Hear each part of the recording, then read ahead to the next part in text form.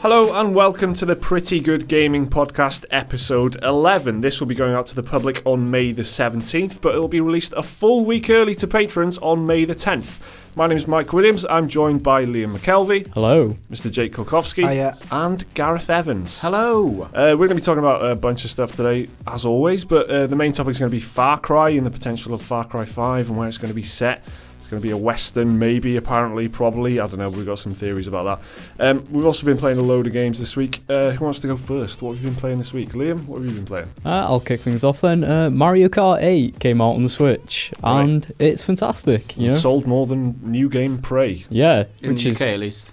which is pretty good for a port of a game from like 2013 or whenever it on was. one system, Yeah. Yep. So how are you finding it so far? It's really good. It's like it's Mario Kart, but really refined. The formula it's pretty much the same as the older games, just the improvements to it are sort of like micro improvements, really. Right. Like, yeah. Right. But Is that a selling point? Better than Not really. microtransactions. they are better than microtransactions. But yeah, it's really fun. It's the Switch version is Mario Kart 8 Deluxe, so it's got all the content from the Wii U original, Yeah. the DLC packs and everything. And yeah, it's just a good time. I'm having a really fun time with it. It's just a joy to play. Yeah, I think that's the thing with Mario Kart, isn't it? It's so playable that you can just jump into it, even if you're already hammered Mario Kart 8, whatever, before on the old system. I played the Wii U version. I played the original. Yeah, I did as well. Yeah, tempted. I was looking at some of the. It was DLC at the time. Like it was like Hyrule Zelda Yeah, stuff. there's Wasn't a there? Zelda pack, an Animal Crossing pack, and I think there was another one, but I can't remember what it was. And you didn't buy them with 8, did you? When you No, originally I did? just played vanilla version of 8. Yeah, same as. And how are the maps now that you've got them for? They're good. They're really they're themed, but like on the Zelda stage, instead of getting the Mario Kart coins, you have to pick up rupees going round. Right. Okay. And like the Zelda theme kicks in on the last lap and everything. Yeah. It's really well made for It's all DLC. like micro improvements to me. Yeah. They are very good micro improvements. Speaking of improvements, there's one thing I've seen kicking around the internet. I'm not that well versed on it, so I thought I'd ask you. Is there on Mario Kart 8 Deluxe, there's like a mode or something like that where you can it automatically drives for you or something like that? Yeah. On a racing game, Yeah. you put a mode on where it steers So for you. There's actually two. There's auto accelerate, which controls your acceleration and braking, Okay. Right. and auto steering. So if you go too far off the track, it'll give you like a nudge back into like the optimal driving position. So that's clearly if you want to play with a child. yeah, or like if you want to something, play or- with your kids or Or like somebody a who younger has relative. special needs, who Yeah. who wants to get into gaming. Or even, I Yeah. guess even someone who just doesn't play video games that much and they want to play with Yeah. you but not be terrible. So Yeah. I guess I can see that. It's a nice option to have. Yeah, what the I used- purists are angry What I about used to it. do when my kids were small is like I used to play on my Xbox 360. And they were like, "Can I play, Dad?" So I'll just give them a controller, and they thought they were playing, like playing Lego or something. And they're like, "Oh," they thought they were playing. But this is the same kind of thing, but they can actually be playing. Yeah. They do Um, get some interaction. Like Yeah, a significant exactly. amount, They can change it. But I think the thing about this mode is that there's a lot of uproar. I think Jim Sterling covered it in the Jim Position, which I saw last night. There's a lot of uproar about people saying, "Oh, you go online and you can like win races and you can farm the coins or something just by not even being at the controller, just by allowing it to." I mean, and so people were up in arms about it.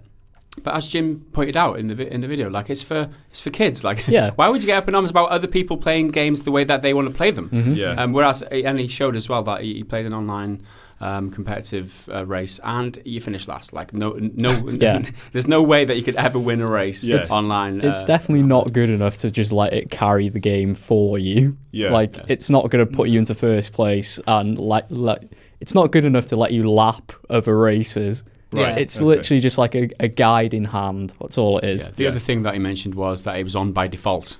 Yeah, So you you've do got have to turn it You've off. got to turn it Wow. off, Okay. which is a bit stupid. It's one of those another yeah. Nintendo roll your eyes moments, isn't it? Like, what the fuck are they thinking? People probably want this, right? Yeah, they do. Yeah. Just leave this on. Okay, Mario Kart, what else you been playing? Dragon Quest Heroes 2, Okay. which is Dynasty Warriors crossed with Dragon Quest. Okay, that sounds interesting. Yeah, it's a JRPG, so I'm going to play it, of course. Yeah, I played the first one, and the first one was good, but it was literally just Dynasty Warriors with a Dragon Quest skin. Right. So I'm happy to say Dragon Quest Dragon Quest Heroes 2, is a much better game because it's more of an RPG than it is like Dynasty Warriors. In what sense? So it's more progression, more things to Yeah, unlock so and stuff, instead of just going from like battle to battle, you have a hub world, and you can go to different areas. There's like an overworld where there's like random encounters and everything. Sweet. And just combat is less hack and slashy, and you actually have to put a bit of effort into it. Like you have to dodge, you have to block. Yeah. You can't just mindlessly mash the buttons and expect to win. People saying criticism about Dynasty Warriors, but firstly, there's a little bit more to it than that in Dynasty Warriors. There is, yeah. And it's also kind of part of the appeal is just mowing, just wading through hordes of enemies. Yeah, definitely. I kind of get that appeal. So, I mean, what do you have to be a fan of to play it, though? Is it like, will Dynasty Warriors fans like it, or just Dragon Quest fans, Japan. or what?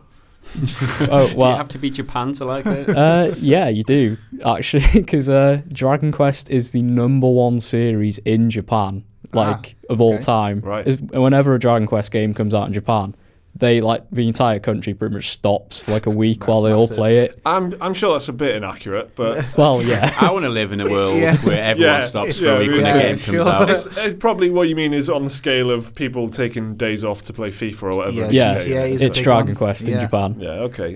Who takes days off to play FIFA? Oh, loads of people. Loads of people do that. Yeah, I know people every year, isn't it? That's exactly it. Yeah, maybe if it's like a new Elder Scrolls, or GTA is a big one, isn't it? Grand Theft Auto is like the big one in the West. I think people go mad for it. People still play it. Yeah.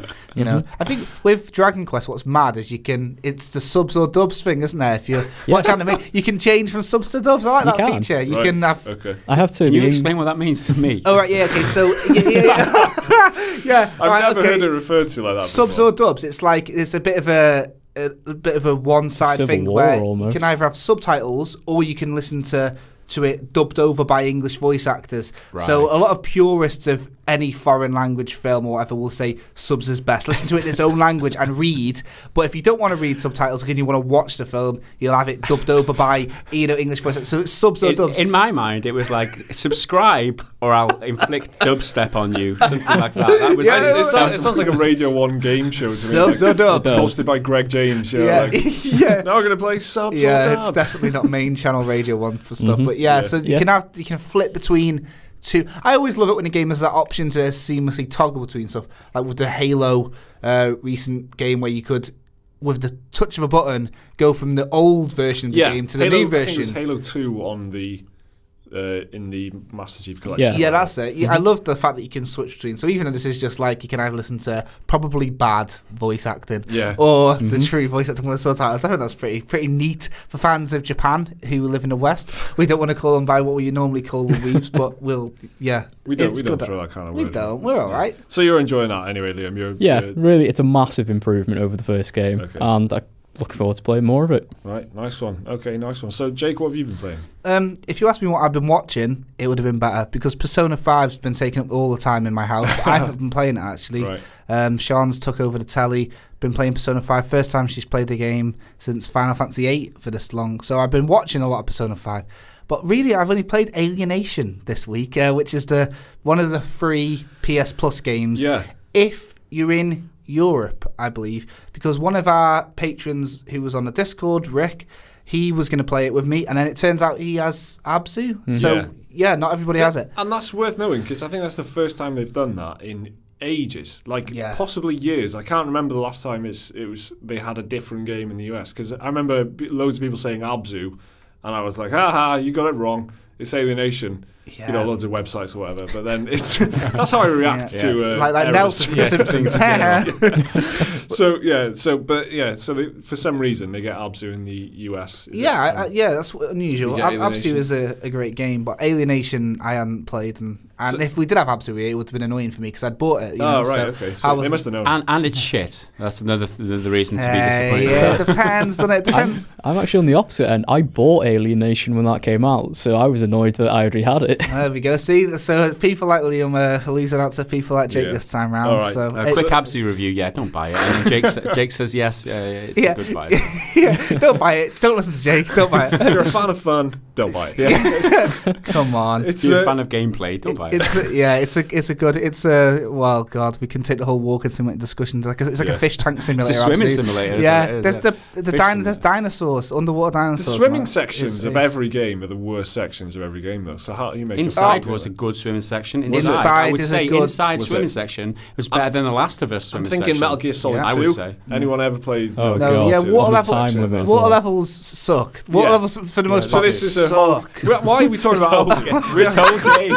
Yeah, well, no, it's Absu is a different kettle of fish, right? Fish being the key word there. Yeah.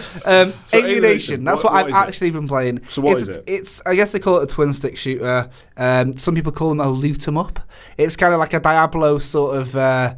You shoot things, you get random drops of loot. Kind of, people that aren't well versed with stuff like that.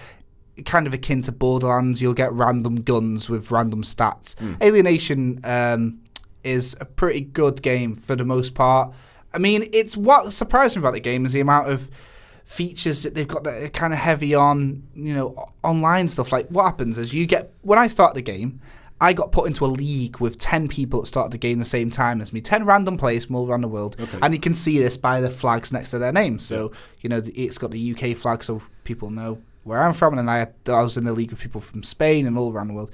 And every week, it's like a little competition, this is. And you and these 10 random people are put in a league. And whoever gets top of that league by the end of the week, midnight on Sunday, goes through to the next league and they unlock stuff. So I've got my gun now shoots different coloured ammo.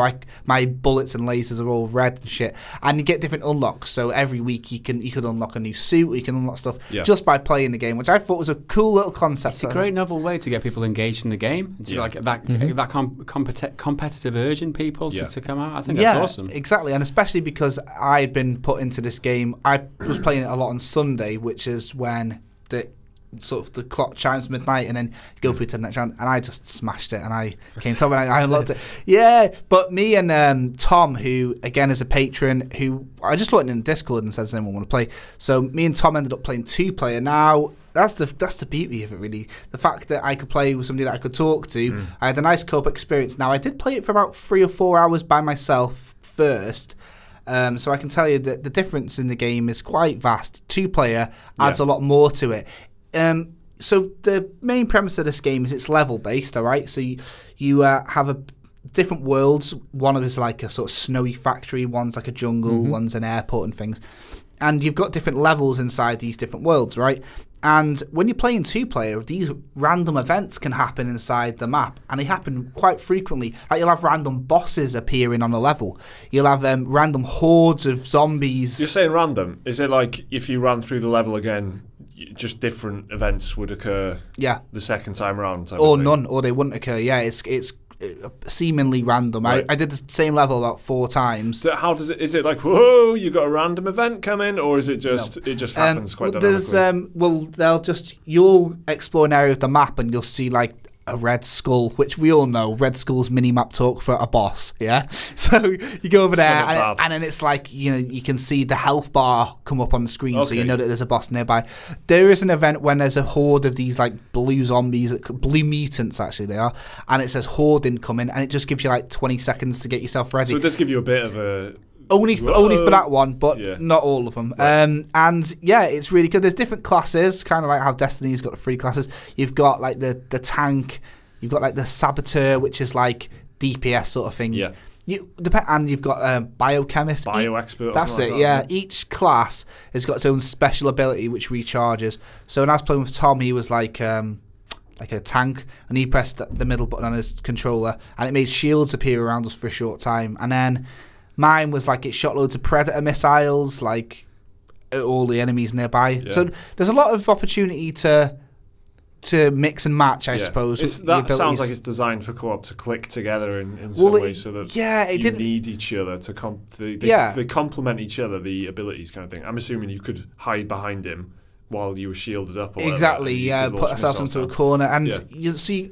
Another thing about the game is you level up. Most games these days, unsurprisingly, have got level up systems and skill trees. Yeah. Even like Ghost Recon's got skill trees and stuff. But I found this pretty nice. You've got your active abilities and your passive abilities. So, you know, things that just make your health regen faster and stuff like that. Or you can have ones that you actively go into. You get different guns as well. And what is cool is you get resources in the game, and or you can salvage guns that you don't want into resource points, and then you can re-roll the stats on your gun. So let's say your gun does 150 damage, you can re-roll it with your resources for a chance for it to be 200 or whatever. You know, as far as I'm aware, there's not microtransactions in the game, but if you go on the PlayStation Store or wherever store you're at, you can buy, you know, gun packs and stuff like that. I suppose that's what these guys must have done when they decided to make the game free.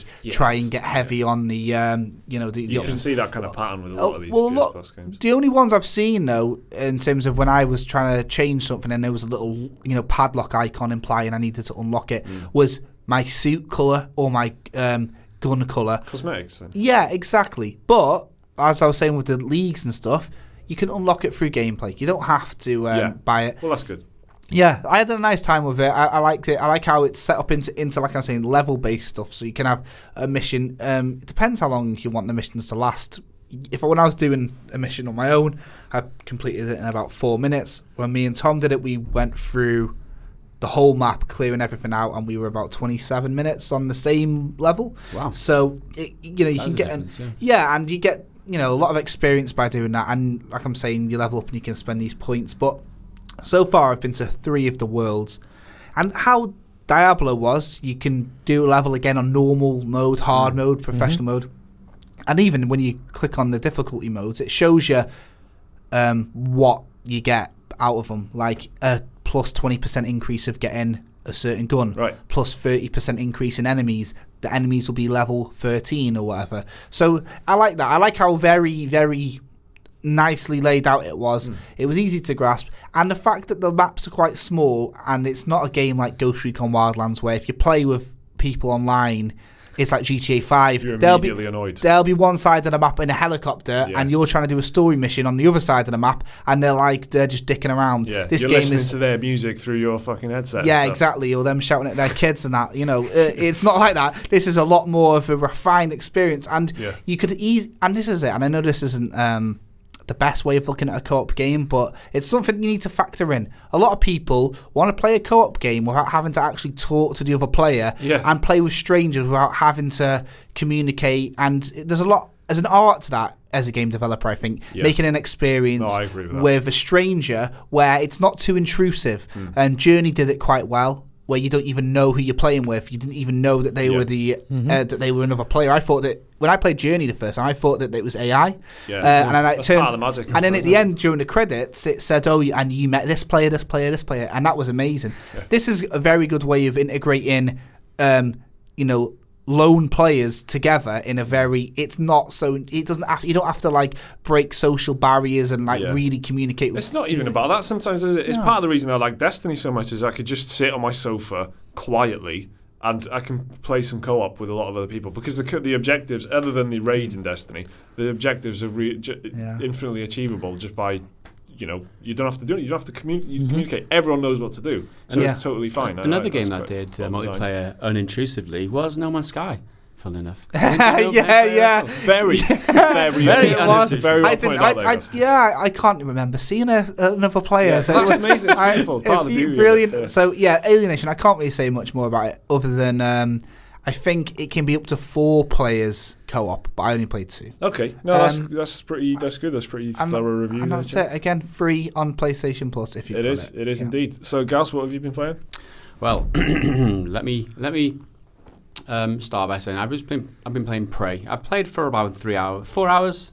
So it's my impressions so far are just that, the impressions. It's not a full review or anything. So you know, take what I say with a pinch of salt. because I know there's a lot of love for this game already.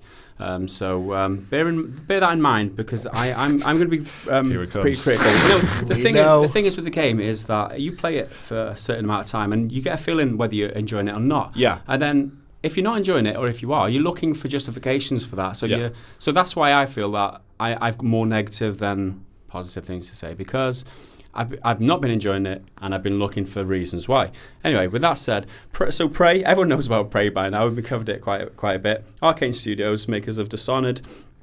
So they've classified it as an action-adventure game now, and which has changed from first-person shooter, which again is a bit of a stretch. I'd say it's more like a horror survival game than anything, or if it was a subgenre, I'd say it was that. But anyway, so you're on Talos 1, which is a spaceship. Your character's called Morgan Yu, whether you choose the male or female version.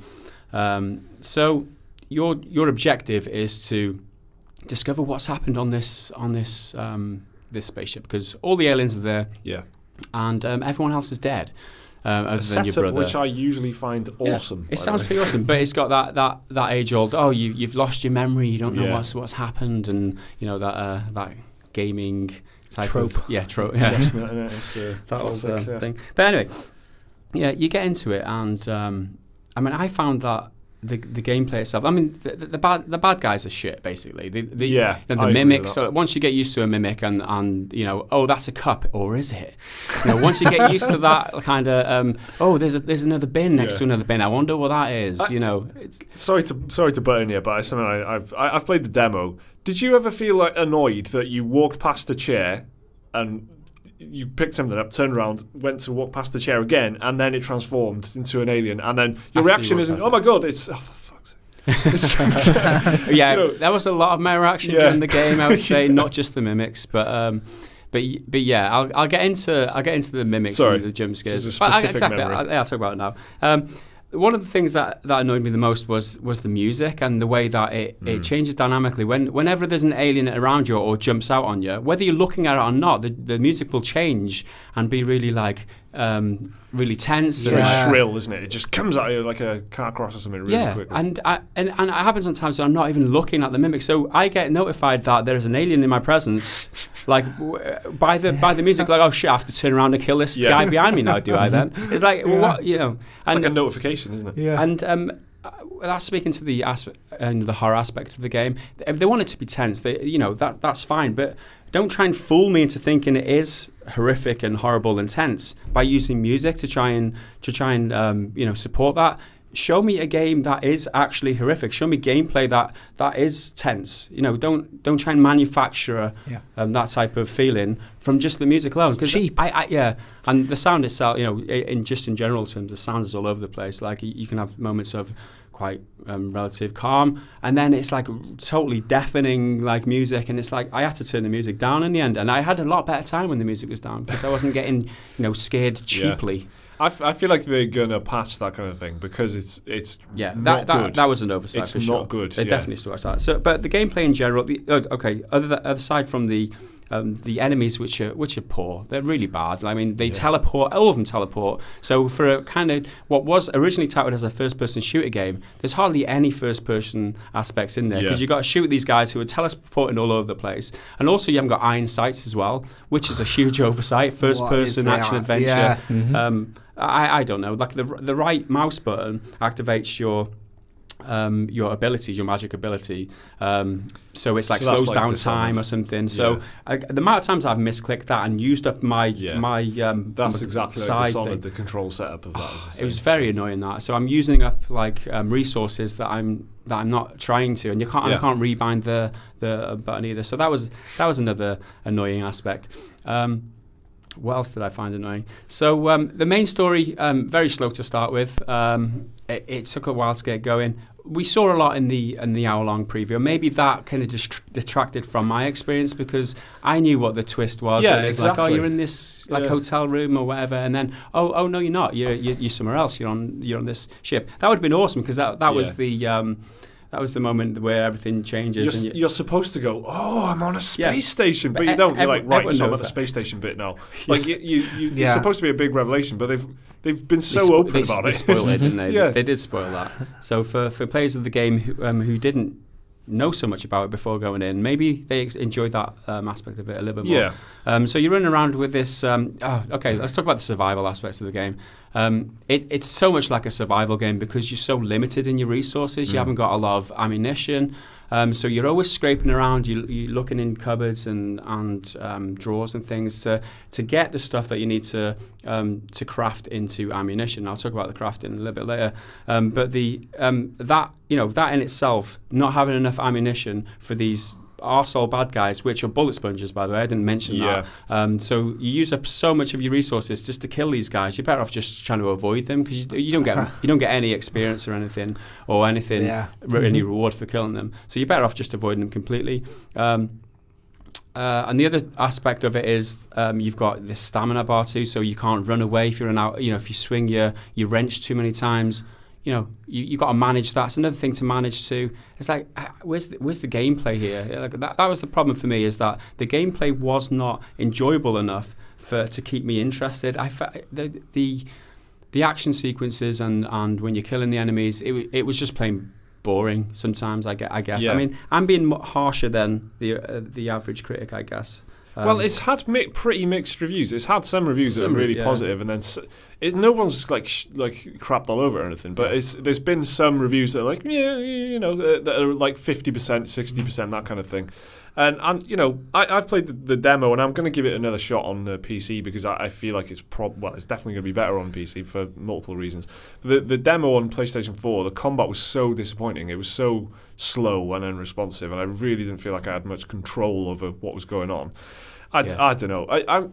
It's the setup alone is enough to make me want to play it, and I'm going to play it. But from everything you're saying so far, seems like that's basically it's been my experience with the demo as well. Yeah, in the PC version, I don't think the combat is any more responsive. Right. You're always going to get hit by these enemies, right? They're coming at you. Yeah. You can't avoid them. Appear, you shoot them like 10, 15 times before you kill them. Yeah. Or if it's a shotgun, it's 4 or 5 times. But in that time, they've had enough time to get close to you and to harm you. You've literally got to run away and hide behind a corner to try to avoid getting hit by them. And then this whole time, the med kits hardly do any. That's true. Do anything for you. They don't. And then you got your suit to manage as well. Your suit infrastructure. So there's a skill tree as well, which I found very, very boring. It's like you level up your strength, so you can you got 4 levels up of strength, so you can move 4 different size of container out of the way, so you can unlock open different doors, or you've got 4 different levels of hacking, so you can open 4 different levels of security of doors, so you can get into special areas. And that was a problem for me. There was no invention there. It felt like we've seen it all before. Now everyone compares it to BioShock and all that, and it definitely has got that aspect to it. It's just nothing new to me. It's quite a forgettable game, I would say. Yeah. And that's what it boils down to. To me, it looks like BioShock. It feels a bit more like Dishonored because it's got Arcane's, fingerprints all over it, the way the characters look and stuff like that. Yeah. And it's taken some stuff from Deus Ex. So the skill tree is definitely one of them. Like being able to pick up heavier and heavier objects and being able to hack stronger doors and all that kind of stuff. Yeah. Which, it's cool. Learning lessons from other games is fine, and they're all good games to be taking stuff from. But I guess it feels like they're playing it safe. Yeah, if they're not implementing it very well, then I guess it's something else. What about you two guys? You played any of it? You played the demo or anything? Yeah, I played the demo. What do you think, William? Pretty much the same, like unresponsive controls, like story twist was completely ruined. I think they showed it off in that trailer, didn't they? Yeah. So that was no surprise. Yeah, combat unresponsive, enemies were annoying. The music was definitely loud. Yeah. But inconsistent, isn't it? Is the problem? Yeah, it's fine. I'd be walking around. Suddenly it's awful. I'd be walking around a completely empty area, having taken out every enemy. And then the music would just kick in for no reason whatsoever. And really tense music for some reason. It strikes me as a poor man's System Shock. Yeah. Because I know a lot of people have been billing it as like, this is the System Shock 3 we never had. But I really don't think that's necessary when we are now getting a System Shock 3 officially. So I don't see where Prey fits into the market, in all honesty. Yeah, I admire what they're trying to do. And I haven't played enough of it to decide whether or not they have. But based on what you guys are saying and what my demo impressions are. You know, I want it to be. I want it to be good. I want to love. This is exactly my kind of game. I really want it. I really want to like it. So I'm going to give it a good run. Let's just say a couple of things before we finish off. A couple of positive things, because all I've said has never been negative, and I am aware of that. And I did tell you at the start that I'm looking for reasons why I don't like it. I just don't like it. There's so many people who do like it and who will get enjoyment, and I can see that in this game. Okay, the levels are really well designed. You've got this glue gun that you can shoot glue on walls and then make yourself a makeshift stairway to get up to different sections. I like that about it. There are different ways to go about the problems that you have. You need to get to a certain place or whatever. It makes you think in that kind of way. Like, it makes you think imaginatively. So the level design is really well. The world itself is really great. I can see the attraction that and a lot of people like it, and I acknowledge that. And you can lean left and right. I mean, who wouldn't want that in the game? You can jump, you can crouch, you can crouch as well. Yeah, all the usual suspects. You cannot prone. Yeah, all the usual things. Yeah. Okay. I mean, everything that we would want in a game. Okay, so Prey. So that isn't a full review. That's early impressions, as Gaz pointed out. He's played 4 hours, and me and Liam were playing the demo. I'm going to play more of it, I'm sure, later on. But yeah, Prey. So what you've been playing? Something else, Gaz? You've been playing Playerunknown's Battlegrounds. I vaguely remember Gaz mentioning this once or twice. So tell us about this. Okay, Battlegrounds, Battle Royale. Daisy, isn't it? It's this is this huge island. There's 100 participants. I always liken it to Hunger Games, where it's the last guy standing. But we've been playing a lot on Discord. I've got racked up 30 hours. I didn't realise that. I mean, wow. I could play it for. It's a lot of Gaz hours, that, isn't it? It's a lot of Gaz hours, that. Yeah. But I'm finding the most enjoyment out of it playing with playing with people on Discord and that, and because it is quite a tactical game, you got to come up with strategies. Oh, do we go to the hills and play it safe, or do we go and find more equipment, but in the more dangerous kind of building in the town, basically. So there's that aspect of it. So you've always got to balance your needs with your will to survive. So it is only like 25-minute rounds. So you know that the game's going to end at some point. You know you're going to get your adrenaline fix when you enter your combat. So there's always that excitement lingering there. Whether you spend 20 minutes looking for equipment or not, you always know you're going to have a good time. And it compartmentalizes your gaming session as well, which is great for me, with a family and that. I can't really commit like hours and hours to a MOBA or something like that. But an online game like this, where 20 minutes max, I can commit to that. Let's have another round, guys, whatever. Or if I want to play a quick round, let's just jump into the city and see how it goes. Like if we might last 5 minutes, we might come out on top. But it's great, going, because the map is so diverse, and they are adding a couple more maps. But there's hilly areas. There's a military base. There's apartment buildings. So there's loads of different. So you get a very, although there's only one map, you get a very different game every time you play, because the map is quite huge. Although it closes down over time when it gets exciting. You can make your own stories in the game, and that's what I love about it. Is the fact that there is a lot of versatility to it, and it's the multiplayer aspect of it too, I guess. Regards map, if I remember rightly, you end up parachuting down or something like that from the sky. That's right. And then when you're mid-flight, if you want to call it descent, can you sort of aim towards where you're going? Oh, of course, whatever? So the plane crosses over from a different trajectory over the island every single time. So you can kind of skydive to a certain distance from that trajectory of the plane. So what we tend to do is we highlight on the map where we're going to jump to. So we take it in turns, basically.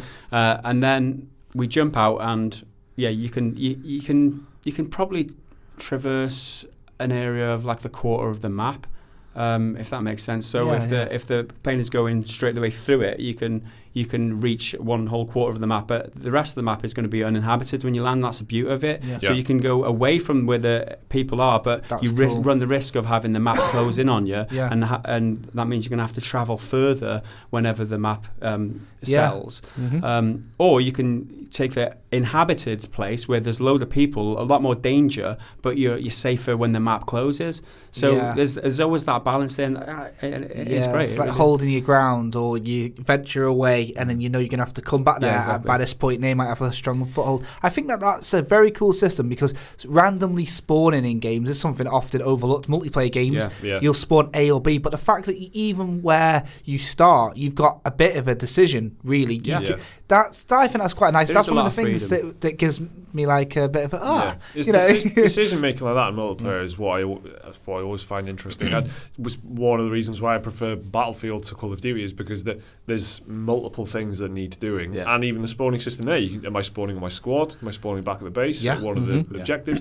There's all these decisions you can make. So that sounds really cool. That you can, you've got to strategize from the beginning, and as well, it sounds like you're straight to work as soon as the game starts. You're thinking about scrambling around. Whereas the only reference point I've got is DayZ, and that is a very slow game. It's very tense, like incredibly tense, but it's you're scrambling from one house to the next, and that's like a big move. But you might spend a lot of time looking out windows, maybe because you think some guys in the trees or whatever. So it sounds like in this, you because there's that time limit and that squashing people together over time. Like you're constantly having to think about what you're doing. Yeah, there are a couple of like nuances to the game that I want to mention that are like favourites of mine. That there are certain items or vehicles in the game that are really valuable. So like a 4x scope or an 8x scope, or a suppressor on your weapon, which people won't know where you're shooting them from. Really valuable. On the scope, obviously, so you can kill people on the mountains, or if you're out in open grassland or something. Also, like vehicles as well. They're quite rare, and if you come across one, there's two-person vehicles on like a buggy, or a 4-person vehicle, so you can get around the map really quickly. So you can literally traverse the whole map. You've got enough time to get to the outside fringes, collect as much stuff quite risk-free, if you like, and then get back into the safe zone with enough time. So vehicles, again, it's another thing. It's one of those things where like you make the decision. Do you go out and risk getting caught in the smoke that's coming towards you to close the game down? Just to try and find a vehicle, or try and find a 4-scope, which is going to make your gameplay that much easier. And there's boats and things in it too, which is quite cool. It's such a great game, because like if you get caught in a building, or like towards the end game, that's where it gets really tense, and that's where you tend to lose your shit, and it's like, oh shit, there's 20 people left, and we're 4 of them, we're going to do this, and then you'll get killed in the next 20 seconds. It's really can you win as a team? Right, okay. Number one as a team. That's cool. So what we tend to do is we'll hold up in this building. So certain buildings are better than others, because you've got like 3 aspects, windows in some rooms, which we will generally hold up in. So we'll assign ourselves, like I'll check south, I'll check north, and there are depending on the terrain around you, you could be in a good position or a bad position. So it's like there are mountains to the north, and there's like open fields to the south. So you can put yourself in a really good tactical position just based on where you are on a map. And so long as you like one guy holds the stairs and the other guys check out the windows for people coming. It's that aspect of it that's really appealing to me. Well, with that then, there's 100 people on a map. Squads, and what's the biggest squad you can have? Squads of 4 is the biggest. Because I was thinking, like, imagine if there's 50 people on the squad, they're going to win, aren't they? So it kind of, so you can't have a team of 12 people stomping. Mad Maxing it through the... Exactly. That's another thing that really helps to make the game. Max, you get 2 max as well, and you get solo. But what you find is that the squads of 4, there are a lot of really competitive, and people who've probably played for hours and hours, who just probably know the game, who are really fucking good at it. And you can tell the ones that are really good, because you get annihilated. Like they'll enter the area, they'll smoke you, they'll open the doors, or they'll bomb you or something, and then before you know it, everyone's dead. And they're like, these are a proper highly trained military unit coming after us, and we're just a ragtag team of fucking part-timers. It's just when that happens, it's like South Park. It's like a balding, like overweight, middle-aged guy, just like that's it in real life. But I love the game. I would say that anybody who loves a multiplayer tactical shooting experience to try this out. Yeah, I really would recommend it. It sounds like an interesting thing, and it sounds like it ticks a lot of boxes that maybe a lot of other games don't. So for that reason, it sounds interesting. It is in early access, isn't it? It is, yeah, and they have promised 2 more maps. There was a live stream a couple of days ago where one of the developers said there's 2 more maps coming. There's also kill cam coming, which is something that I haven't got. Okay. I will say that it's not polished. There are a lot of ways that they can improve it, but the core gameplay of it and the fun that you can have from it far exceeds the problems that with the game so far. Right. Okay. So that's PlayerUnknown's Battlegrounds. So I'm moving house, so I haven't had much chance to play games, and even when I haven't got the internet yet, which is a problem. So I've been stuck with Tales from the Borderlands, which is the PS Plus game. So that's so it was released the same time as Alienation on PS Plus for free. Or Abzu. Or Abzu, of course. Yeah, don't want to upset anyone. So Tales from the Borderlands I'm not a big fan of Telltale games, so it was quite hard for me to jump into this, but I didn't have many new things to play. So I started. I got into it because it was quite funny to begin with, and that will always win me over. So I stuck with it for 2 or 3 hours, and I'm so far I'm pretty sold on it. And it's the first time I've really enjoyed a Telltale game, because I feel the problem with Telltale games is, and it's a problem in this one definitely, that my decisions don't matter. Like, I feel like whatever my conversation choices are, I will still end up in the same place, but the conversation that will just flow differently. The route will be different, but the destination will be exactly the same. So that's a problem that I've had with Telltale. But in this, there's so much comedy in it, and there's so much personality in it. It's got that kind of Guardians of the Galaxy type of humour and attitude to everything, where something terrible will happen, but there'll be like loads of sarcasm flying around it type of thing. So I'm kind of enjoying it. I am enjoying it, and there's a few things in it that are really bad.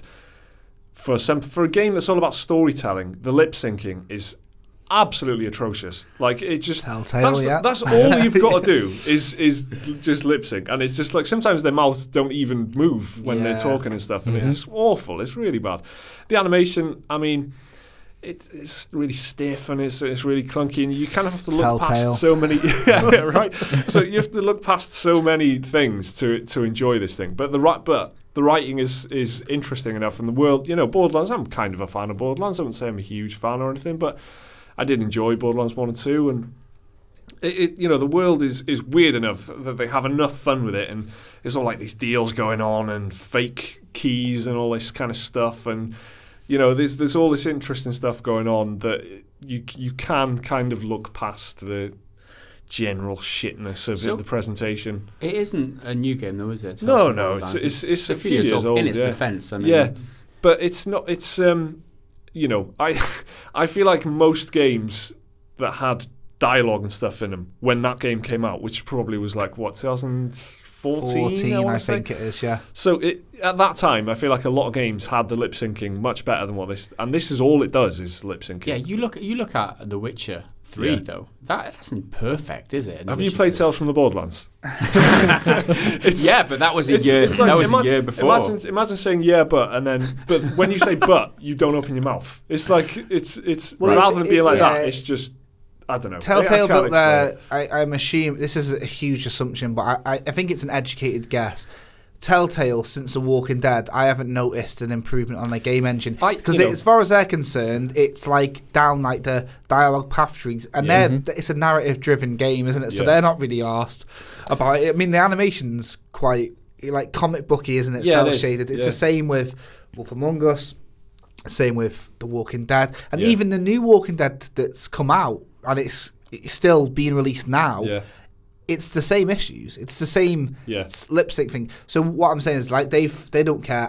In fact, there's a bit of a discussion on the internet at the moment about this. Actually, I've seen a couple of articles about it, like Polygon or whatever, about Telltale are kind of nailing their casket shut, the coffin shut, because they're just not bothered about this game. For me, it's not a deal breaker, because, like you say, no, it's not. There's just enough interest in the story to sort of put you through, but it's not.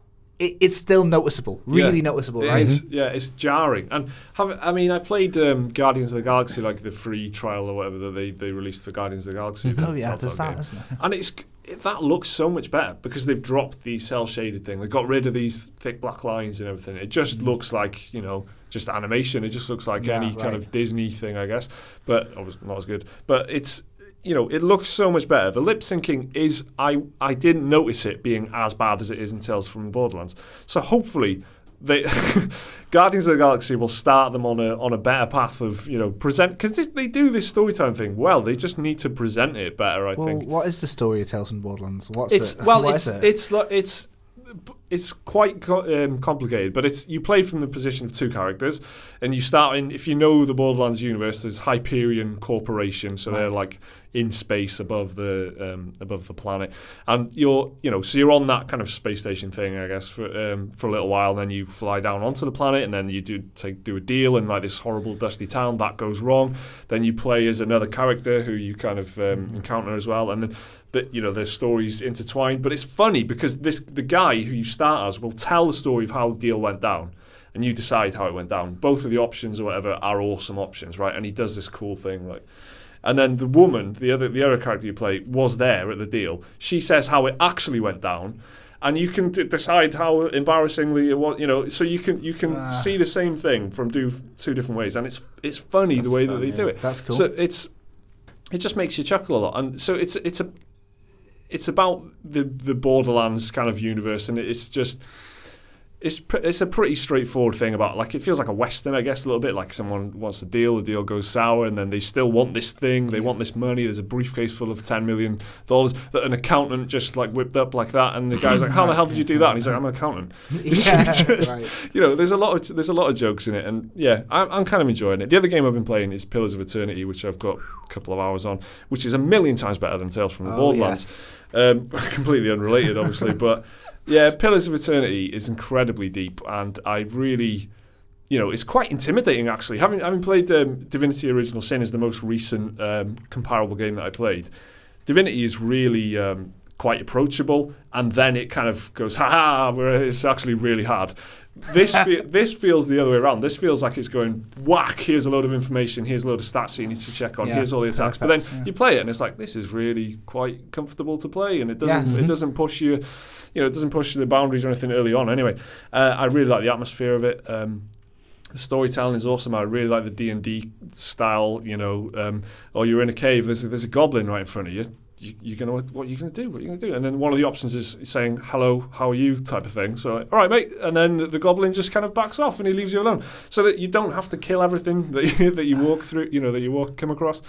You come up to this town, that's kind of when the game opens up a little bit, I guess. And then there's all these different buildings that you can go into, and suddenly you've got a lot of options for your exploration and stuff. But it's just a classic BioWare style.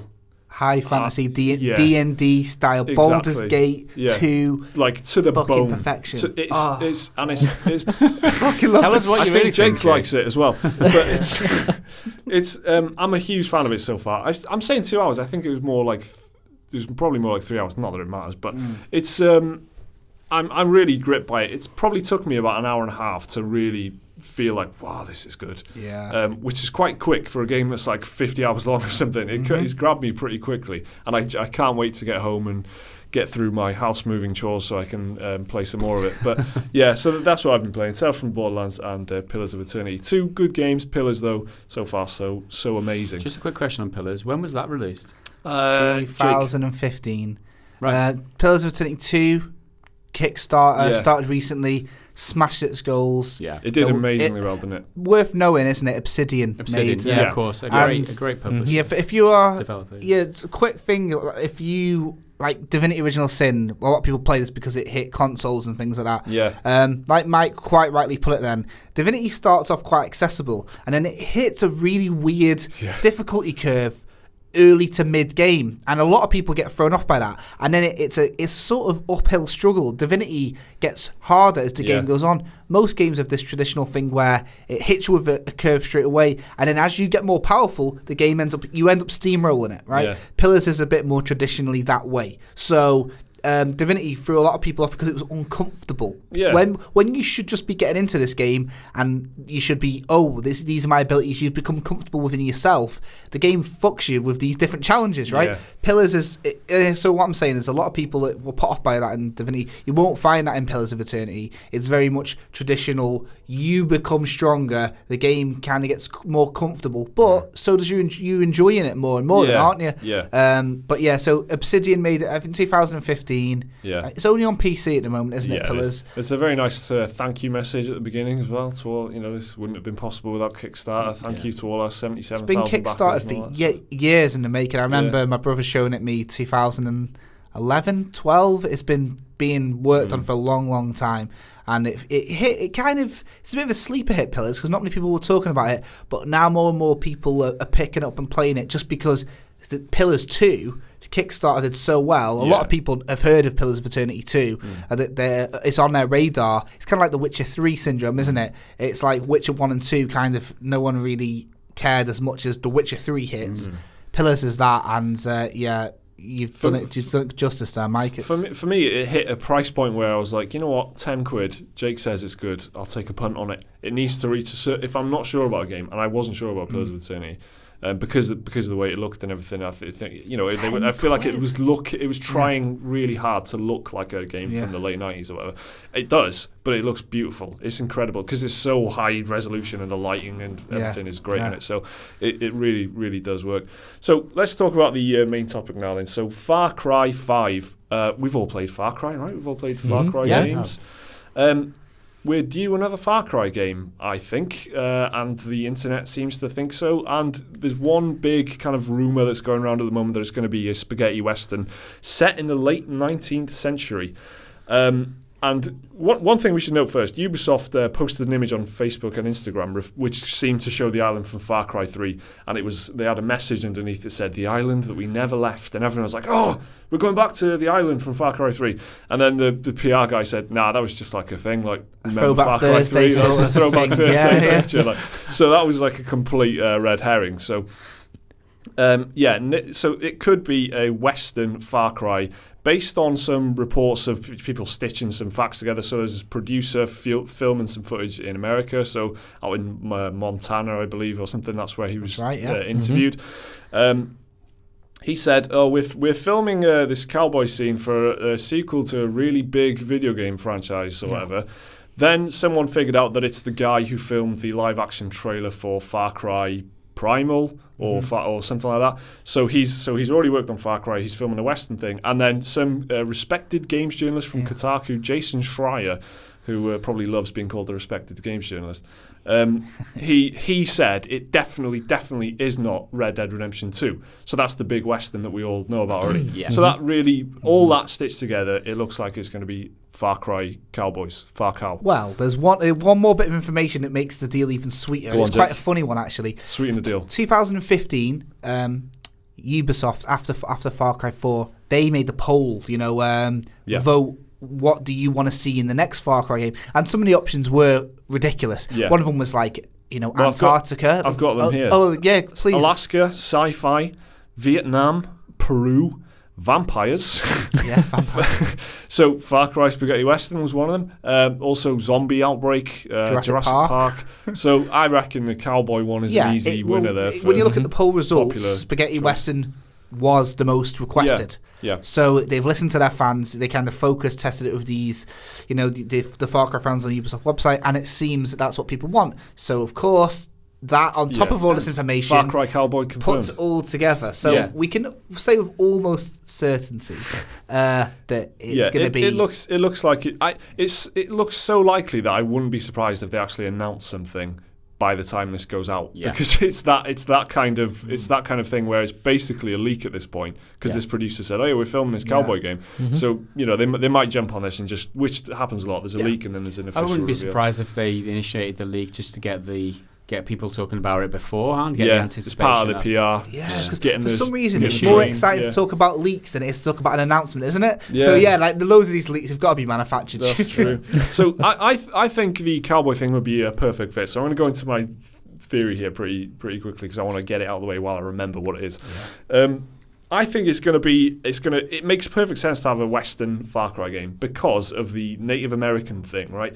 All of the Far Cry games have got really like heavy focus on tribalism. Like you get, there's tattoos on your arm for skill trees and shit like that. Stealth as well. It's a huge part of the Far Cry series. It's the main kind of combat avenue. You sneak up on a base and you take it down however you want with a bow and arrow. Mm-hmm. So imagine, Native American. You're either going to be a Native American or a white guy who embraces Native American culture over time. Dances with bullshit. Learns how to use tomahawks and stuff like that. And I bet you that's going to be a big part of the game because. It doesn't make sense to me for it just to be a cowboy game. You will be able to guns blaze your way through it, but they'll have to give you stealth options. So that's where it all comes from for me. They're going to have to let you silently take people out with a bow and arrow, spear them or whatever. I think Ubisoft love copy and pasting onto their existing game engines, and like. In Far Cry Primal, you could control animals. Yeah, exactly. Part of the Native American culture and the mythology is spirit animals, such as like the hawk or the owl and shit like that. It's all part of it. And Jake just pointed at his tattoo for everyone who can't see. Yeah, it's like some Deathbringer omen and Native American shit. So anyway, it's like. The fact that you could have the owl as like a UAV drone sort of thing. Yeah. If you had a spirit animal and owl, it would make sense. The bow and arrow is already part of it. Sorry, Liam's chuckling at that. UAV drone owl. It sounds amazing. You're laughing. Yeah. That sounds incredibly likely for a Ubisoft game. In Far Cry drones and Ghost Recon Wildlands. Exactly what happens in Far Cry Primal. In Far Cry 4, you have your little UAV. In this, you send an owl out and it tags enemies, and you can even drop bombs like a fucking. Honestly, you can drop. Your owl's talons has a homemade bomb that can blind them. So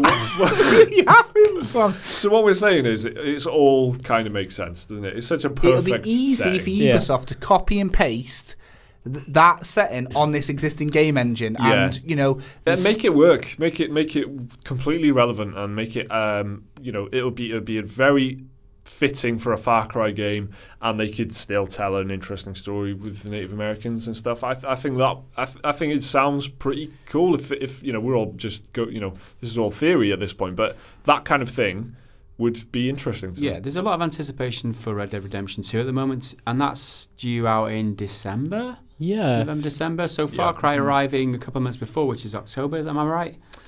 I think the leak is allegedly September, but I'm not sure. I got some dates. Here. So Far Cry Primal was released in February, March of last year. Yeah. Far Cry 4 was released in November 2014.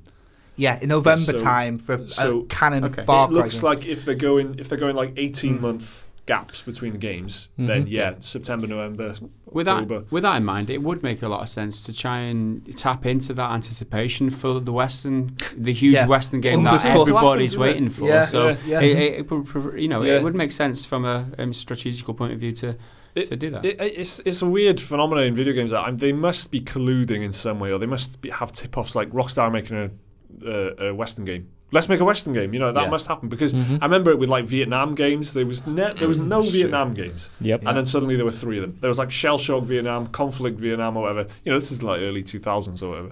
But all these Vietnam games come out in the same space. It's just now World War II now as well. Yeah, we all went spacey or whatever for a little while. Yeah, the space age. Now we're back to So I think.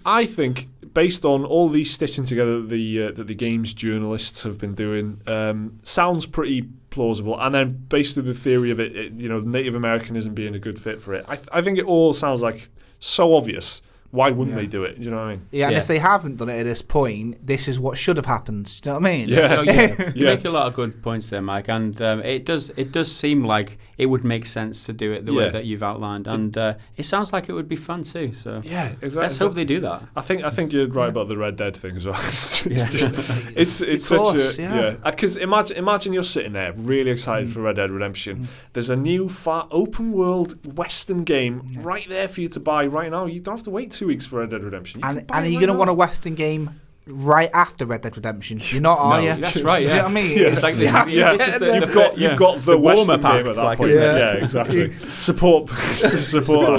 So Far Cry 5, Far Cow. Okay. No. Far cow. Far cow. Not even far cowboy. Cry is pretty. I don't know. That sounds pretty. Right. Native We'll put it American, to I guess. the jury on yeah. that one. Yeah. Maybe we should poll the viewers like Ubisoft did. Okay, so let's move on to the comments then. So every week we answer the comments left by our patrons on Patreon. If you want us to read out your comment in the podcast, patrons, just respond to this podcast post on our Patreon feed. Ask us a question. We will answer it for you next week. So to be a patron, just point this out. Yeah, it's from $1 a month to support us, and it does help us bring you the content that we do on our YouTube channel. There's a lot of shit in YouTube at the moment. I was about to say that very thing. Advertising and advertising revenues getting cut, which we are seeing the brunt of that too. So the fact that people are willing to put their money with them, art. Yeah, it really does. Like I'm going to say this like as much as possible, but we'd really appreciate it because it really does help us. It basically makes it possible, almost, doesn't it? It's a huge so help. Awesome. It's awesome that you guys, and some awesome people there too. Like we've met a few on Discord now too, and they are just like awesome dudes. Like great bunch awesome of people. Dudes. Yeah, seriously. So thank you, everyone. So that's an exciting thing that we've just started doing. I mean, you two guys have mostly been doing it, haven't you? Just playing games with the patrons. Yeah, right. And having discussions too. So we'll just jump on chat and people will ask us a few questions about the productions or about gaming in general, and it's just great to have that conversation because sometimes you find that you've got a passion or a hobby in life that you don't get to share with people, like the people around you don't have the same interests, but it's great to have this kind of community building now where people are able to bounce ideas and conversations off one another, and I feel like hopefully that's the way it's going, where we're just like a community of people who can just share in an interest regardless of where we are in the world, regardless of what we are like in our personal lives. We can just enjoy being with one another and enjoying what we enjoy. So that's what's great about it. So if you're sick of boring your significant other or kids with whinges about why Outlast 2 is now easier because of the patch, like me, join the Discord and get involved with people who really do care. It's a point, true story. It's a new. I mean, we're still a very new channel, really, when you think about it, and we're still building the community. And the way it's going, I mean, it's really exciting with Patreon and being able to just chat with people and play games with them and stuff. It's awesome. It's really cool. So on that note, let's answer some of your questions. And Julian Watkins asks, I'm curious what kind of TV shows you folks are into / watching. I recently finished the first seasons of Legion and Preacher, both of which were excellent. So I watched Legion. I haven't seen Preacher. Legion I was a big fan of. Very visually, very interesting, I thought, and very brave editing and stuff. It was very, quite jarring. If you would just sit down halfway through an episode, you wouldn't have a clue what was going on. Yeah. You'd really would have to pay attention from the start. Legion I was a big fan of. You watched Legion as well? I did. Yeah. I loved Legion. It was amazing. It too. Like you said, the visual style, the editing, cinematography, it's all top notch. Like if I had to pick a favourite cinematic style, I'd probably say Legion. Yeah, it's one of the best superheroes type shows I've seen. I think actually for that reason. Yeah, what's different about it is that it is different. Like the whole editing of it, it's just you don't get anything like that, and that's what's unique about it. And just the way that it tells the story, just with the editing, it really is beautiful, and it's something to be amazed at some points. And it really does deserve a lot of credit for that because because there's so many TV shows that just follow just formulas and all these big networks that they produce shows just in the same kind of carbon copy kind of pigeonhole, cookie cutter type of. This program is completely different in the way that it's produced, and I love it for that. That's one of the reasons why I do love it. Yeah, that's great. Any other shows you want to check out there? Favorite shows, favorite genres? There's too many. Noah Hawley does Legion. Also, there's another incredible TV show, one of my favorites, Fargo. And that's on right now. Season 3 is on right now. That's probably one of the best things on telly right now. Fargo season 2, everything, the villains, the sort of folksy, the fact that the accent is almost a character, the setting, everything's just so different. I absolutely love Fargo to death. I have seen series 1 and a couple of episodes of series 2 very recently. I didn't. I tried it like a couple of years ago, and I just couldn't get into it when it was new, and I just couldn't get into it. I tried it again, and I'm really like. It's what I was saying about Tales of the Borderlands. It's personality. It's so recognisable as Fargo. It's like definitely its own thing. It's its own. That accent is such a big part of it. The fact that no one ever swears on it. The fact that awful things happen and people will really react in like heck. Oh dear. Oh heck. Oh jeez. You know, I love that. It's brilliant. So yeah, Fargo's no one a good does one. bad guys like Fargo either. Yeah. You know, season 1 and 2, Lord Marvel and Mike Milligan. Season 3, they've got David Thewlis, who's like Lupin from Harry Potter. He's this. Oh yeah. He's a incredible villain so far from what I've seen. Really looking forward to tonight's episode. Wait, it's on Thursday, isn't it, actually? Yeah. What network are you watching it on? What I am watching it, streaming it. I am streaming it on the internet, guys. As soon as it comes out, I'm streaming it. I don't know how you even. It's not on Netflix, is it? Season 1 and 2. 1 and 2 on Netflix. I was looking for it the other day. I think Season it 3. It's on I was Channel it must 4 be in now the TV or UK. something, but no. Well, now that Jake's well and truly into a corner, I'm going to talk about comedy shows. Comedy is my Channel favourite 4. kind of genre. I really like Community is one of my favourite TV shows ever. I think it's brilliant. I just loved the characters and everything in Community and thought it was incredible. Parks and Recreation as well. 2 shows that really stuck with me. I always say that Malcolm in the Middle is the best family sitcom ever made because I can't think of anyone who's got bad feelings towards Malcolm in the Middle. I can't think of it, and any time where I've watched it and haven't laughed at least once in an episode. All the actors in it are great. All the child actors, like they're not great now, but like all the child actors in it were really talented at the time. Bryan Cranston is Bryan Cranston in it. Yeah. It's amazing. Malcolm in the Middle is amazing, and it doesn't get the love that it deserves.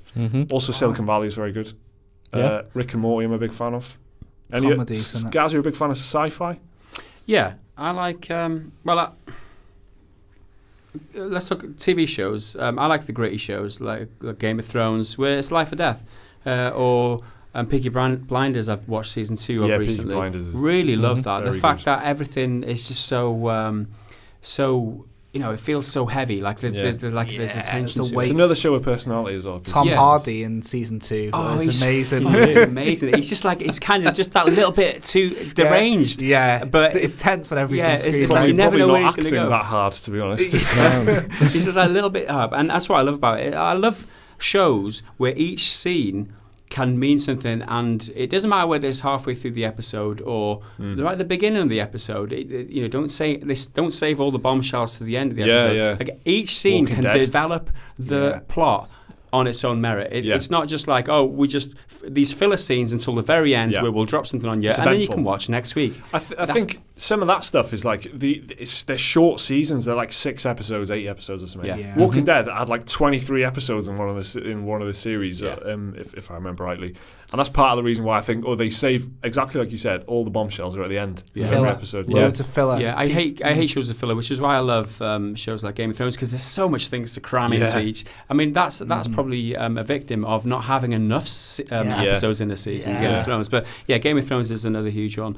So what I've been watching recently is Billions, and the reason I love Billions is because the dialogue and is so sharp in that. It's like they never skirt around the issues. They're always on the money with exactly what they're saying, and I love it. I love. On the money. Yeah, they're always on the money. Boom, Billions. Yeah. I was pointing out. Yeah, but I do like Billions too. It's like everything's important. Like nothing's like insignificant, and each scene again can develop the plot. Another thing I want to point out quickly as well, Battlestar Galactica. If you like sci-fi in any kind of way, look past the silly name. Look past the first maybe little. You need to watch it for like 6 or 7 episodes. I swear to God, it is one of the best shows ever. Except season 3 and 4. Don't bother with season 3 and 4. No, Liam, no, don't. It went downhill. It did go downhill a little bit. It did. Is it The Wire? Sorry? Is it The Wire, though? No, nothing. Okay, next question. Okay. We're actually pretty pressed for time, so... The Wire is the best TV show of all time. Taurus Trio asks, I'd call walking simulators interactive narratives instead, Jake. All right. Thought you might have a... No, that's all right. What do you think of that? Do you agree with Taurus Trio there? Yeah, why not? This is Hayley from Discord, by the way. Yeah. Oh, hi, why Hayley not? from This is Discord. our homegirl. Yeah. Right. She's, Homegirl Hayley from Liverpool. This is. No, yeah, why not? It's whatever. It's another play in your defense book. There, you can like. Yeah, I mean, I'm slowly but slowly starting a crew, isn't it? Well, did you listen to the podcast last week, Mike? Yeah. Oh, you did? Yeah. All right. No, you got away with it then. Like narrative-driven, whatever. Yeah, that's half of it with a walking something. Innit? Just you take out of it what you want. You call it what you want. Feel about it how you want. Yeah. And as long as it's making you think, yeah, that's the whole point. The fact that there's even a discussion about how to best describe it is like showing art. It's hard. Saying something is an art is in a way saying it is art because you are having a debate about whether or not it's art. Mm-hmm. It makes it art. Was that a question or was it? No, it's just a statement that I thought you would enjoy discussing. It's good. So, thanks for the validation, Haley. Okay, I'm going to take another run of this one. Morten Reen Alquist.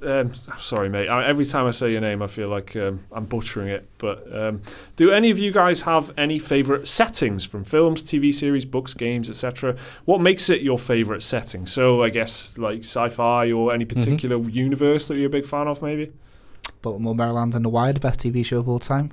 Yeah. No, really. High fantasy is my favourite setting. Dungeons and Dragons, wizards, castles. Stuff like that, like if you didn't hear about how excited I got about Pillars of Eternity, stuff like that. Game of Thrones, that's in similar. If Game of Thrones was in space, I don't know how. I'm sure I probably would. We'll write that book one day, Jake. Yeah. No, I'm sure I probably would, but I can't imagine feeling as warm towards it if it had like death rays and stuff like because to me half of it is the fact that it's like the whole. Yeah. Castles and dragons. Yeah. I'm just a sucker for that. We were talking earlier in the office about Elder Scrolls. Again, Fallout, similar formula, similar style of game, but it's post-apocalyptic. I don't feel half as warm towards Fallout as I do about Elder Scrolls because of the setting. So to me, it's super. It's funny you mentioned Fallout because I love Fallout. I love the post-apocalyptic but 1950s kind of styling. Yeah, I absolutely love that. I'm a sucker for that. I also.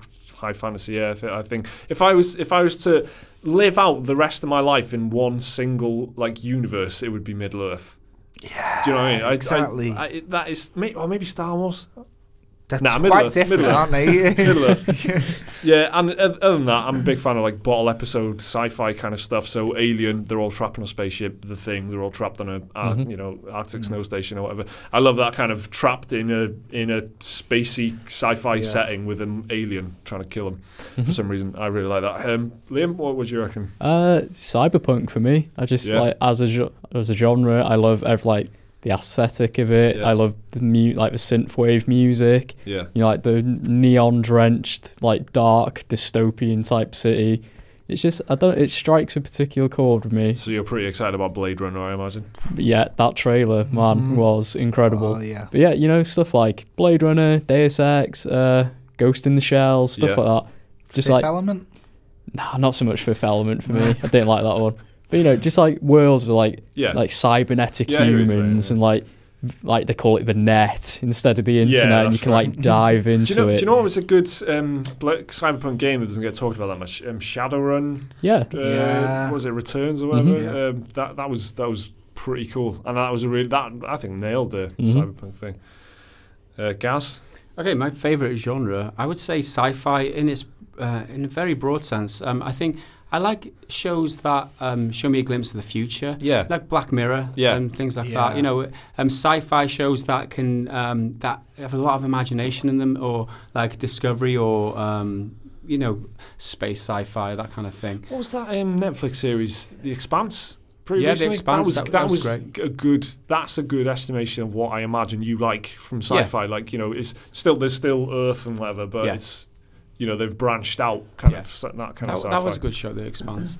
And I watched Interstellar recently, that movie. Oh, I loved that. Yeah, I got a lot of hate that actually, but I really loved Interstellar. A lot of people didn't. Yeah, if you suspend your disbelief about the physics, about actual... that's part of the reason why I liked it, because it played around with it so much that I don't know. Yeah, I anticipated the twist at the end where he went into the black hole, but that aside, I don't want to spoil it for anyone. So that's my favourite genre. Like anything that gets you thinking, oh wow, gets your imagination going. Yeah, nice one. Another good question, Morton. Okay, Daniel Jepson asks, what is something you are not very good at? What do you feel like is your greatest weakness? I feel like a job interview question, Yeah, Daniel. And then it's also being a perfectionist, it's just try and work too hard. Work too hard. I don't know, like general DIY. Do you remember what you answered to this house. question in your interview, Mike? I don't know if you asked me. What's your biggest? No, that's one thing that I did not do. Is like all the traditional questions. Yeah. What's I your made biggest sure that weakness? I was a little bit different to that. Yeah. I don't know. It's quite difficult to point. I think probably if I was being a smart ass, I'd say not knowing what my biggest weakness is. But genuinely, I reckon DIY and stuff. Seeing as I'm doing up a house at the moment, turns out I'm shit at basically everything. So DIY is my answer. That's What about you guys? just sports, really. I think. Sports. Yes, sports. It's just it's not that. It's just Well, the fact I played that rugby. I wish my greatest weakness is the fact I don't get any sort of. I don't feel any benefit from playing sports. I don't really like playing as part of a team, like with regarding. Which is funny though, because online co-op is the one thing. I don't know. I don't feel any validation. I don't feel anything good about it. Sometimes when if you go for a run, for example, you'll feel, not that I've been for a run in a while, like, but sometimes if you go out and do exercise, you feel like okay. Sports, I don't ever really. Just something about it, and then it's probably a big weakness because there's a lot of good things that you can gain from sportsmanship. You can become a better person through sports, and it's good to be fit and healthy. It's good to be as good discipline, but I don't know. I just never took to it. Never been interested. Never interested in anything regarding football, rugby, anything like that. It's just not for me. And I think I'm taking that as a weakness, not as an opinion, because I know I'm wrong. Do you know what I mean? That's my biggest weakness. I reckon. So I hate sports. I think Jake's answer is sports. Liam? Probably not. I don't put myself out there that often. Okay. Like I'm usually quite content to just stick with the status quo sort of thing. I see what you mean. Yeah. Okay. I feel like I should probably, be a bit more adventurous in life. Yeah. Actually, try like. Daniel Jepson, Try into a therapy session. Getting serious It here. is getting like a therapy session. Yeah. And I'm worried for my answer now. Just say DIY, mate. It's fine. Yeah, DIY. No. I don't know. I always approach my life as in if ever I'm no good at something and I need to be good at it, I'll just try my best to get good at it. Yeah. Yeah. So I don't know. With that approach, I don't kind of dwell on the fact that I'm not good at stuff. So I mean I don't know. I don't really have an answer because I don't dwell on the fact that I'm not good at stuff. I guess that's the egotistical side of me. Okay. Coming out. Gaz says he's not not bad at anything. Try me, bro. That's what I'm saying. Okay, so thanks, Daniel, for your very deep question there. Stephen Beaufort Jones asks, hello again. Just wondering if you had a AAA budget, what type of game would you make? Oh, this is a great question. Yeah. This is a brilliant question. What type of game? Oh. I'm going to need time to formulate my answer, though. That's the problem. Mine would be Total War, Lord of the Rings. I think mine would be you go to Mike's house when he's at work. It's a walking simulator. It's empty, and you listen to diary entries of like you look at the broken shelf and you can hear Mike saying, "I tried to put this fucker up 3 times. I had to go to B&Q twice." What? And then the twist at the end is he actually the door that you walked in at the beginning. He put it on. Now I don't think really. What do you call it though? Oh, we know how to do it. It's a question regarding a person like diary of Mike. The house that Mike built. That's what I don't know really. No, the house that Mike brackets didn't build. Right. Okay. Okay, I'm torn with my answer. I think what I would love to see in a game, as a game I would aim for, is a game with a vast city, like loads of different characters and loads of different buildings with loads of different organizations where you can it's a complete sandbox where you can interact with anyone in any way that you want or any organization in any way that you want. So you can affiliate. It's like a real life simulator, I guess, where you can carve your own story and you can find your own adventure in it. It's beyond technological capability is my reservation with it. But I want a game where you can make your own story and literally have your own ending. Like, and I don't mean in the sense where a David Cage game where you could have like a selection of 16 endings. I mean, you can literally finish this game however you want. So do you mean with the narrative depth and length of GTA 5? Yeah, GTA 5 is one of the... But the story could literally go anywhere. Exactly. Like all the characters you can interact with and have various different interactions with, but that would affect your character, and you would become a certain character based on your decisions that you make and the interactions that you have. Yeah. And I'm not talking a multiple choice thing, but like Fallout, where you're either snarky bastard, you're factual, or you're negative or whatever. I'm talking like there's a lot of nuance to how it. I mean, it would be impossible to make, but that's what I would like. Sounds like every game that Peter Molyneux has ever tried to make. Or The Matrix. If I was a game developer, I would be Peter Molyneux the second. Okay, that's a really good question. Has anyone not answered? I'd like to think I'd make something on the level of Kojima, you know. Wow. Like, wow, just sticking out claim, there, wow. But I think I don't put myself out there. I would go all out. I would, I'd get Mads Mikkelsen. I'd get his brother Lars Mikkelsen. Yeah. What's better than Mads Mikkelsen? 2 Mikkelsen. Exactly. I'd say that, Kojima. No, we'll get Ryan Gosling in there as well. And it'll be a very weird game where everything's like double meanings and symbolism. Nice. But at the end of the day, it'd just be like straight up third-person shooter or something. Yeah. Let's get on Kickstarter, man. Yeah. Oh yeah. Okay. I'm going to change my answer to Mass Effect Andromeda, but good. Last question then, which I guess you guys can't answer really, but I have seen it and I didn't think of that before pasting it in. Bishop Nelson asks, have you guys seen the Ready or Not trailer? Looks really interesting in how it tries to depict SWAT in real missions, unlike Siege. You have seen it, yes, Jim. What do you reckon? Well, the trailer doesn't give much away, actually. From what I remember, No, it doesn't, no. From what I remember, it's like a big cinematic of this team, like, you know, it's slow motion shooting people. Oh, yeah, they kick down a door and it looks like season 2 of The Wire where they find the girls in a box. It's like all these like naked slaves. It basically what they're going for. It's like Rainbow Six Siege, but super serious, super tactical siege game. Is that the one? Yeah. Yeah, hopefully. The old SWAT games. Yeah, it's really not my cup of tea, that. But I imagine if you play Rainbow Six Siege and it doesn't quite fulfill that, what you want out of it, it's not quite tactical enough. I imagine that's what they're trying to do with Ready or Not. It doesn't seem very casual, basically. Yeah, exactly. So okay, Ready or Not. So there's unfortunately not much more I can say about that, but we have seen it. 4K as well. That's another thing, by the way. Don't know. I think they're advertising it as 4K. Just remake SWAT 4. That's all you need to do. Just remake SWAT 4, true that. And you'll be great. And on that bombshell, thank you very much for listening to the Pretty Good Gaming podcast. If you want to listen to these podcasts a week early, you can find us on Patreon. I don't know if we've already mentioned that. For $1 a month, you get access to this full podcast. You get it a whole week early. And also we'll answer your questions. You can join us on Discord for chat and playing games and all kinds of stuff. So that's on Patreon. Thank you very much to our patrons for your support and for sending in your questions. Please do that again this week, and we will answer your questions next week. Remember to leave a like and subscribe if you enjoyed the video. There should be another video on the screen right now if you want to watch that. I've been Mike Williams. I've been joined by Liam McKelvey, Jake Klukowski and Gareth Evans. We'll see you next time.